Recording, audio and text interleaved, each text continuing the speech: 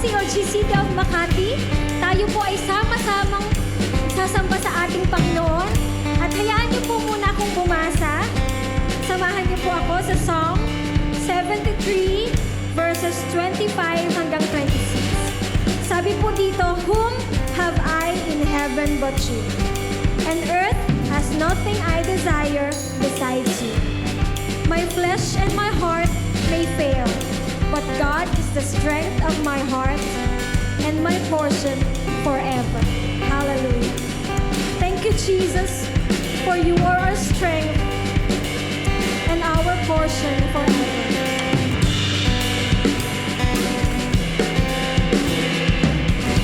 Whom have I in heaven but you? There is nothing on earth I desire besides you. My heart and my strength many times they fail, but there is one truth that always will prevail. God is the strength of my heart. God is the strength of my heart. God is the strength of my heart and my portion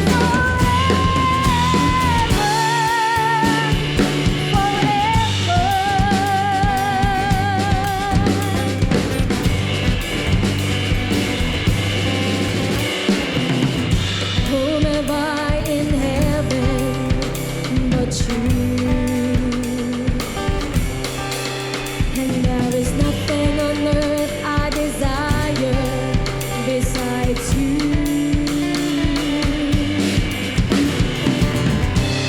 My heart and my strength many times they fail, but there is one truth that always will prevail. God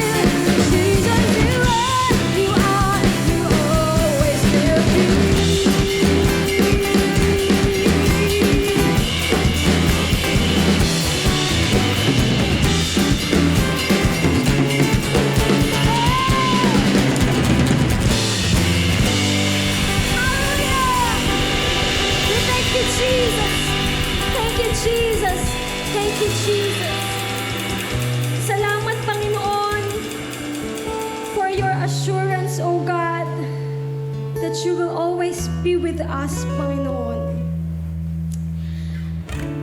And sabi po sa Psalm 46 verses 1 to 2, God is our refuge and strength, an ever-present help in trouble.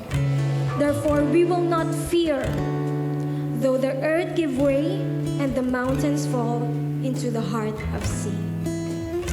Thank you, Jesus, for your promises, Panginoon.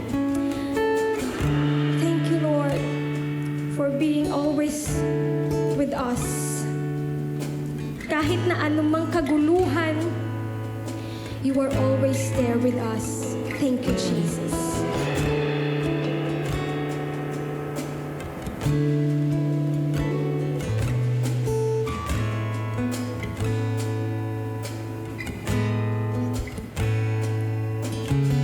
I will bless the Lord forever.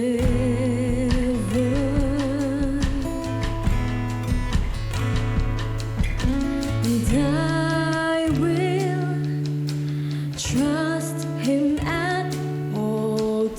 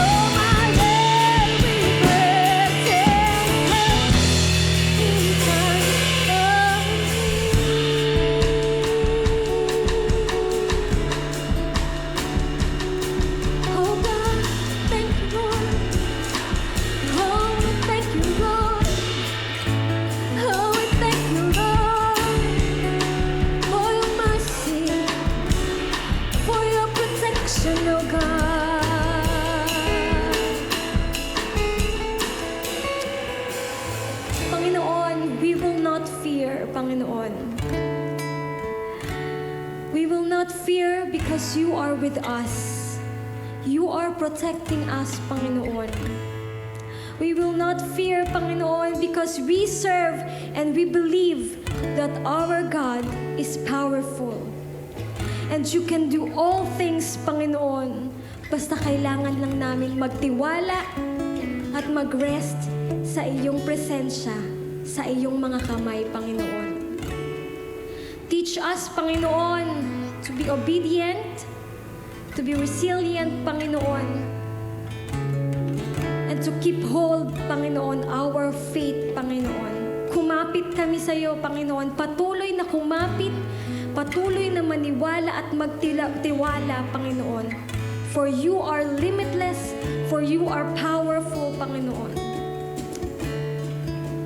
And sa iyo namin huhugutin ang aming strength, Panginoon. Maraming salamat, aming Ama, aming Panginoon. Ito ay para sa iyo, Panginoon. Anoint us sa pakikinig ng iyong salita. This is all for you, O God. We pray that your presence be upon us, be upon every houses, Panginoon, be upon every hearts, Panginoon. We thank you, Jesus. In the mighty name we pray. Amen. Amen.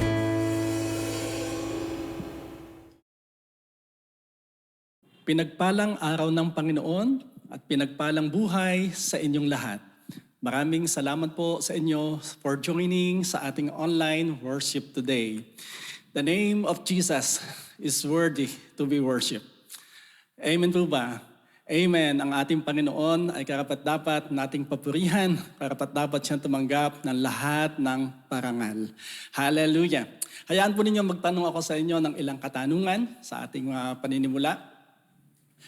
Naranasan mo na bang lumapit sa isang tao para humingi ng tulong? Naranasan mo bang yung paghiling mo, yung kahilingan mo ay tanggihan? Naranasan mo rin bang yung kahilingan mo ay pagbigyan?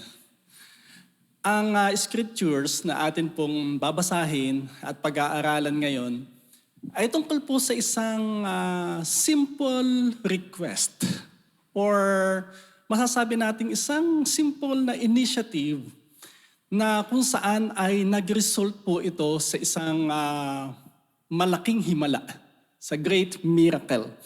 And kaya't kung ikaw ay may kahilingan at i-address mo ito sa right person, malamang yung kahilingan mo ay pagbibigyan ka at posible din na ang ibigay pa sa iyo ay higit pa sa iyong inaasahan. So samahan ninyo ko in the book of John in chapter 2 at basahin po natin beginning in verse 1 hanggang verse 11. At ito po ang sinasabi.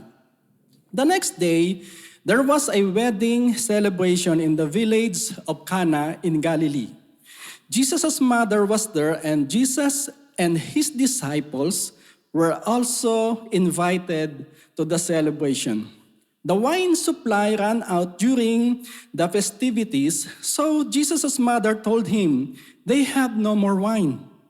"Dear woman, that's not our problem," Jesus replied. "My time has not yet come." But his mother told the servants, "Do whatever he tells you." Standing nearby were 6 stone water jars used for Jewish ceremonial washing. Each could hold 20 to 30 gallons. Jesus told the servants, "Fill the jars with water." When the jars had been filled, he said, "Now dip some out and take it to the master of ceremonies." So the servants followed his instructions. When the master of ceremonies tasted the water that was now wine, not knowing where it had come from, though, of course, the servants knew, he called the bridegroom over. A host always serves the best wine first, he said. Then, when everyone has had a lot to drink, he brings out the less expensive wine. But you have kept the best until now. This miraculous sign at Cana in Galilee was the first time Jesus revealed his glory, and his disciples believed in him. Ang mensahe po na ito ay binigyan ko ng pamagat na simple request, great miracle. And please join me po sa pananalangin. Lapit po tayo sa Panginoon. Lord, maraming salamat po sa napakaganda, dakilang araw na ito. Lord, nakaloob mo po sa amin na kami po ay nag-gather in your name to worship you. Lord, bagamat ito po ay online, pero salamat kasi nandiyan ka pa rin kasama po namin, Panginoon namin Diyos. At salamat nga sa bawat isa, Panginoon, na sa iyo ay nakikinig sa iyong mga salita, Panginoon namin Diyos, at sumasamba sa iyo in spirit and in truth. And we ask, Father, na pagpalain mo po ang aming pakikinig sa iyong mga salita. Though ang passage po nito, posibleng sa mga anak mo ay maraming beses na po nila itong nabasa o napakinggan, pero hayaan mo po ngayong umaga, Panginoon, ay may bago kaming ma-receive from you, Panginoon. Holy Spirit, kayo po ang magsalita, kayo po ang kumausap po sa amin. Lord, take control sa time po natin ng preaching and hearing of your word, and let the name of Jesus be glorified. Lord, marami pong salamat. Ito po ang prayer in Jesus' name. Amen.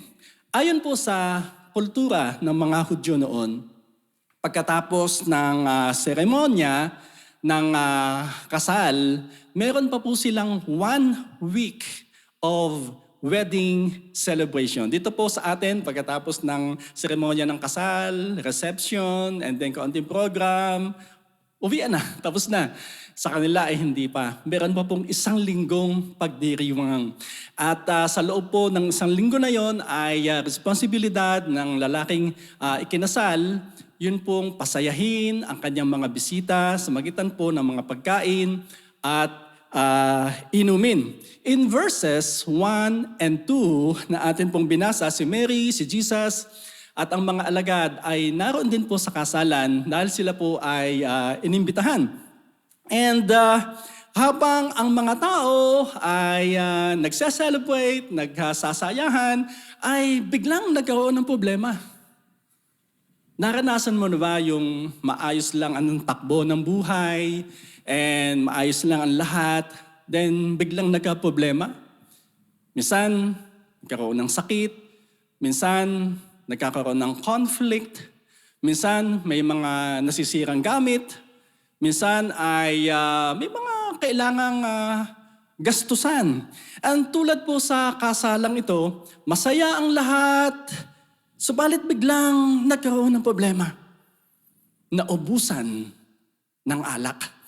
Now, ang ganito pong alak na kung saan ay purong katas ng ubas, ay parte ng kanilang kultura na hindi pwedeng wala po nito kapag may mahalagang okasyon tulad po ng kasalan.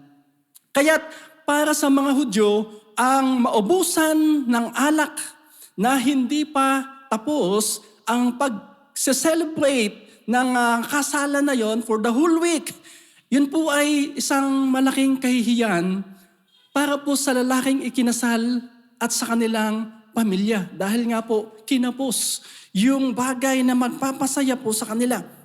Kaya't sa pangyayari po na ito ay nang malaman ni Mary yung problema na naubusan ng alak na posibleng sinabi po sa kanya ng mga servants, though si Mary hindi naman po siya talagang ang master of ceremony o hindi naman siya din in charge sa kasalan na yon, pero posibleng siya po ay kilala ng ikinasal o ng pamilya na ikinasal, and also siya po ginagalang ng mga servants na ito, at na malaman ni Mary yung problema, meron po siyang ginawang immediate action. And ito po ay tinatawag ko na thoughtful and lovely concern doon po sa sitwasyon na hindi po niya yung binaliwala, hindi po niya yung dinedma lang, kundi alam niya na sa kanyang sarili wala siya maipoprovide na alak. Subalit may alam po siya na pwede niyang gawin na makakasolve doon sa nangyaring problema. Ano po yun? Yung idulog niya yun kay Jesus. Kaya ito pong si Mary believed that Jesus can do something in that situation. Basahin nga po natin ang verse 3. So babalik-balikan po natin yung mga verses. O simulan po natin sa verse 3. It says, the wine supply ran out during the festivities. So hindi pa talaga tapos. And so Jesus' mother told him, they have no more wine. Yun po yung simpleng request. Simple request ni Mary na matatawag po natin, ipinaalam niya kay Jesus. Yun pong nangyari na naubusan ng alak.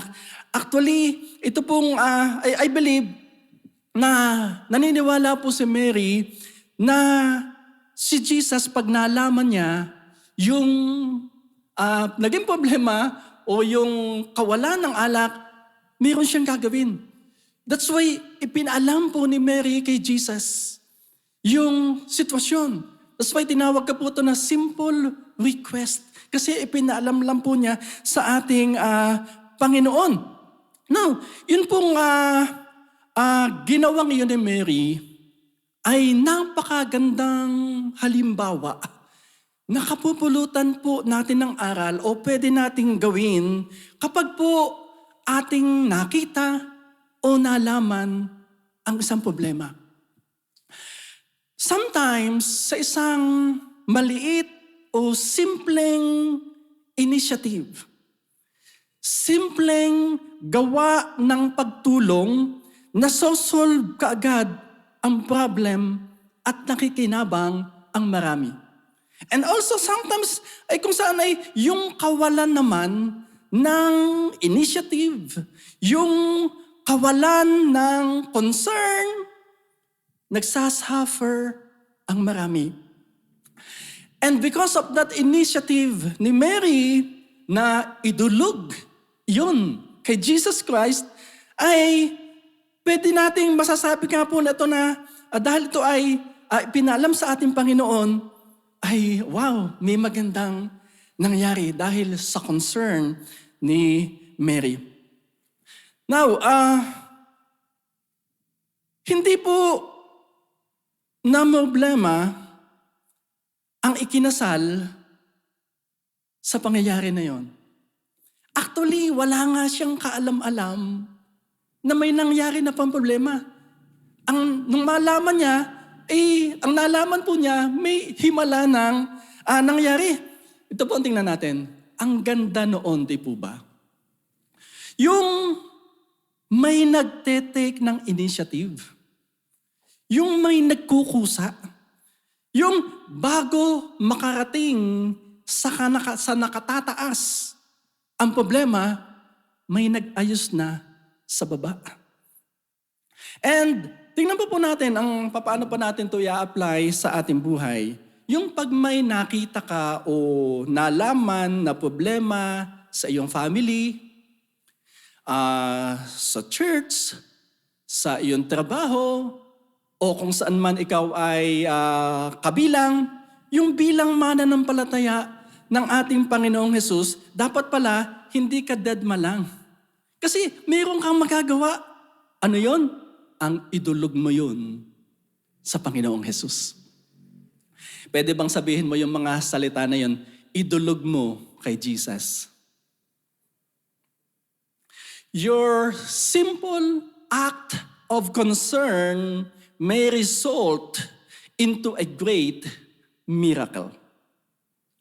Hindi bawat pagpapakita ng concern ay nag-result ng miracle. Subalit, hindi po binabaliwala ng Panginoong Hesus ang bawat mabuting gawa. Kaya kapatid, kapag halimbawa ikaw ay naaapektuhan, either ito ay sa bahay, sa opisina, sa trabaho mo, kung saan man, o maging sa church, maging sa ating lipunan, baka ang dahilan ay nawawalan ka ng concern o malasakit. So, paano ba magpakita ng malasakit? I-involve mo ang iyong sarili. Tulad ng ginawa ni Mary. In verse 3, si Mary po ay nag-decision na sabihin yung kay Jesus. And Mary made the best decision. Hindi po kung kani-kanino niya ipinagsabi yung problema, kasi kadalasan po ay doon pa lumalala ang problema pag kung kani-kanino sinasabi ang problema. Tulad po nito, after na malaman po ni Mary na naubusan na ng alak, at kung ito po ay ipinagsabi niya sa mga tao na nandoon o kung kani-kanino, posibleng masira po ang reputasyon ng ikinasal. Pwedeng mapahiya yung ikinasal, pero hindi po ganoon ang ginawa ni Mary. Kay Jesus po niya sinabi, sapagkat alam po niya, si Jesus ang makatutulong o makakasolve sa problema.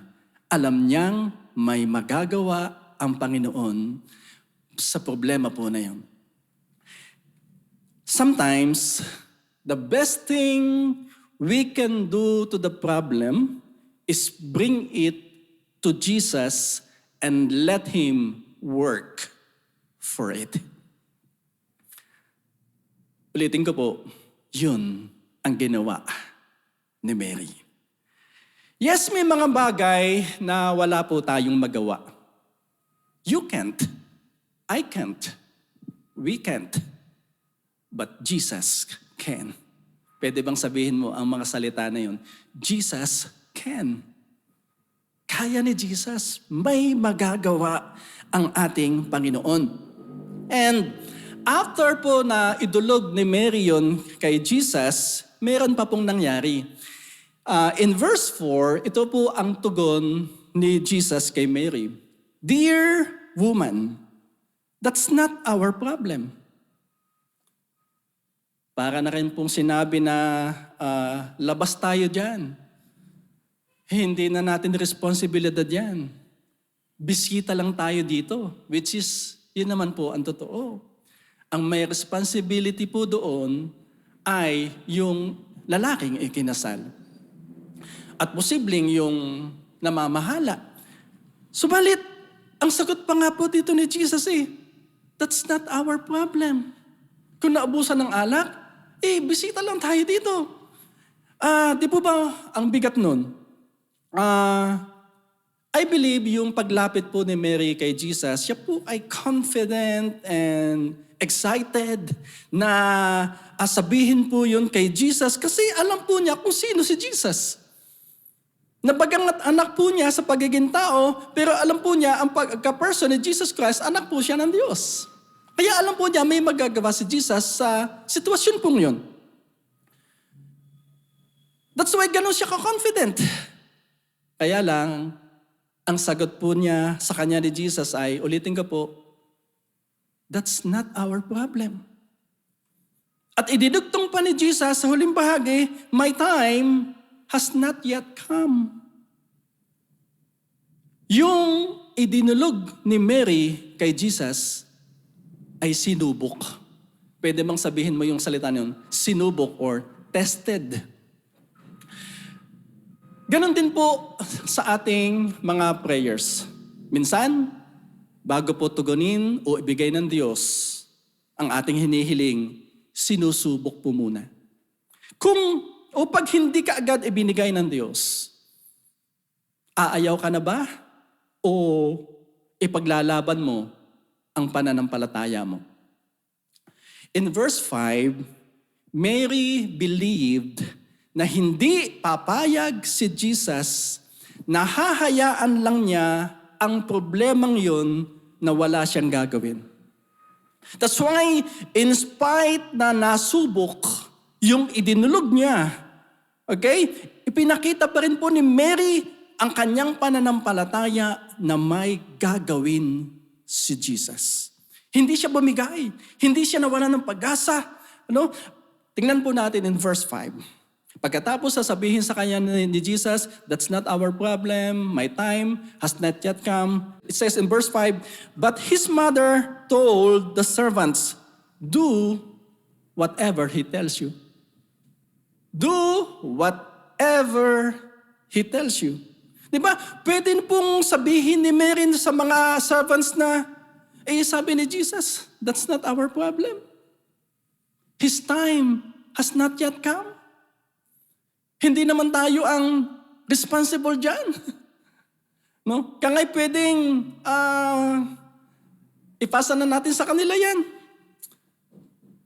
Pero dahil meron pong concern si Mary, doon sa kabuuan ng kasalan na yon, sa nangyayari yon, ang daming bisita, na posibleng ang mga tao ng time na yun, humihingi na ng alak. Dahil naubusan na nga po, hindi nila posibleng, hindi alam ng iba na wala na, humihingi sila. But si Mary po ay, dahil meron siyang concern, hindi siya tumigil hanggat hindi naaayos ang problema. Pinakilos po niya ang kanyang pananampalataya na may gagawin si Jesus. That's why, ang sabi niya sa mga servants, gawin ninyo kung ano sasabihin niya. Ito po ang wonderful. Ito po ang bagay na kahanga-hanga sa Panginoong Hesus. Yung kahit po hindi pa niya time para gumawa, pero kapag kailangan natin, gagawin niya o gagawa niya ng paraan para matagunan ang ating o para matulungan tayo sa ating pinagdadaanan. Tingnan po natin ang susunod na verses. Beginning in verse 6, it says, standing nearby were 6 stone water jars used for Jewish ceremonial washing. Each could hold 20 to 30 gallons. Jesus told the servants, fill the jars with water. When the jars had been filled, he said, now dip some out and take it to the master of ceremonies. So the servants followed his instructions. So ulitin ko po yung huling bahagi. So the servants followed his instructions. Dalhin ko po muna dito. Yung tema ng atin pong church para po sa taon na ito ay living the word. Pamumuhay sa salita o pagsunod po sa salita ng ating Panginoon. Kapag ang ipinamuhay po natin ay ang salita ng Diyos, especially yung sinabi mismo ng Panginoon through His Word, hindi po tayo pababayaan ni Jesus. He will supply all our needs. Kaya't sa panahon po nito na nagpapatuloy pa ang pandemic, ang kailangan po natin ay Word. We need the Word, and we need to live the Word. By obeying the words of Jesus, may blessings or miracle na dumarating. And balikan ko po yung last part, verse 8, so the servants followed his instructions. Ano po sa palagay ninyo ang nasa isipan ng mga servants nito habang papunta po sila doon sa master of ceremonies or doon sa MC ng celebration po na yon? Ang alam nila, ang kailangan by the time ay alak.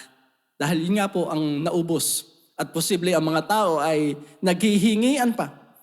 At pero nung sila po ay pinapunta ni Jesus doon sa MC, na sabi ni Jesus ay una, salinan nyo ng tubig, yung tapayan, na nasa 6 po na malalaking tapayan. Sa atin po ay nasa 1 drum. Ang laki po ng bawat tapayan. So mga 6 drums, ang laki ang ang sinalin po nilang tubig doon sa mga lalagyan at sabi ni Jesus, kumuha kayo ng konti at dahil din nyo sa namamahala at habang yung mga servants may dala-dala sa lalagyan, buhat doon sa tapayan. Ano yon ang alam nila? Alam nila tubig yun. Wala namang sinabi si Jesus na pag kayo ay sumalok, magiging alak yan. Wala din sinabi si Jesus, pag ibinigay nyo doon sa namamahala, magiging alak yan. Ang sabi lang niya, salinan nyo yung tapayan, at nung mapuno, sumalo kayo ng konti, dalhin nyo doon sa namamahala. Ano kaya nasa isipan ng mga servants na to? Pambira, ang kailangan ay alak, ang dala namin ay tubig. Pero, ang sa kanila, sumunod lang po sila sa sinabi ni Jesus. Napakahalaga, kapatid, ng pagsunod sa ating Panginoon. That's why anuman po yung circumstansya, they just followed. They obeyed. No, yun po yung kailangan natin. Just follow, just obey the words of Jesus. And then in verse 9 and in verse 10 it says, when the master of ceremonies tasted the water that was now wine, not knowing where it had come from, though of course the servants knew. Ano po yung alam ng mga lingkod? Alam nila, hindi nila alam na naging alak yun. Ang alam po nila, yun ay galing sa tapayan at alam nila tubig yung kanyang dala. Pero nung matikman, nung MC, ito po ang sabi po dito, he called the bridegroom over. So nang matikman po niya yung tubig na naging alak, tinawag po niya yung lalaking ikinasal. And sabi po sa verse 10, a host always serves the best wine first. He said, then when everyone has had a lot to drink, he brings out the less expensive wine, but you have kept the best until now. Para na rin po sinabi niya doon sa ikinasal na, napakagalante mo naman. Hanggang ngayon, ang dami nang nainom. Karaniwan sa mga handaan, pag marami nang nainom, ang ibinibigay na yung mas mababang uri. Pero hanggang ngayon, the best ang ibinibigay mo. Wow, bakit? May miracle nang nangyari. Bakit? Saan nag-umpisa? Merong nag-take initiative. Merong somebody in the person of Mary na nagkaroon ng concern at idinulog yung problema kay Jesus. Let's notice that Jesus never touched the water nor the jars. He just say, dip some out and take it to the master of ceremonies. Jesus is the miracle-working God. Ang tubig, kaya niyang gawing alak. Ang kawalan, kaya niyang punuan. Ang problema o pangangailangan, kaya niyang masolusyonan. Can you say amen? So ang tanong, paano? Tulad po ng ginawa ni Mary, kailangan magkaroon tayo ng concern sa problem, i-involve ang ating sarili, mag-take ng initiative, idulog yun kay Jesus. At tulad naman ng ginawa ng mga servants, they obeyed. They followed sa words ni Jesus. Kapag po gano'n ang ating attitude, ano man po ang ating pinagdadaanan, may Jesus na tutulong sa atin. May Jesus na magpo-provide ano man yung need. Wala pong magawa ang sino man sa time po na yon, saan kukuha ng ganong kadaming alak sa time na yon.